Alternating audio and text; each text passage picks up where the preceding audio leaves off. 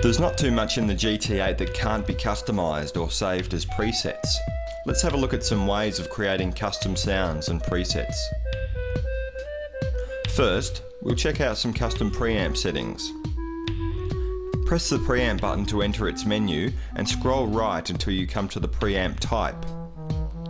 Rotate the value wheel fully clockwise to reveal the custom 1, 2 or 3 settings. There are 7 different bass tones to work from and they are listed on page 63 of the GT8 User's Manual. From here, there is a bunch of parameters that don't appear with the regular preamp settings that can be tweaked to create some totally different preamps.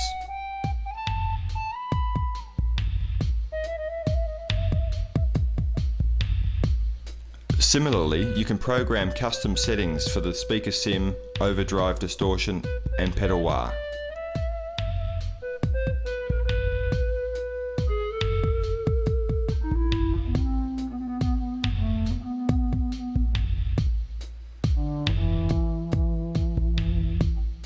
Favourite presets can also be saved with effects.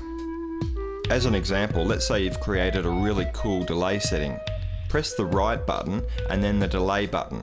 You can then use the value wheel to scroll to the user preset that you'd like to overwrite. If you press the right parameter button, you can first give your new preset a name.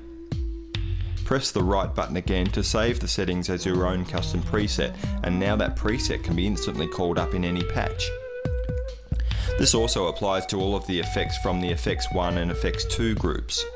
Once you've created a really cool setting, save it as a preset so that you can then use it in other patches.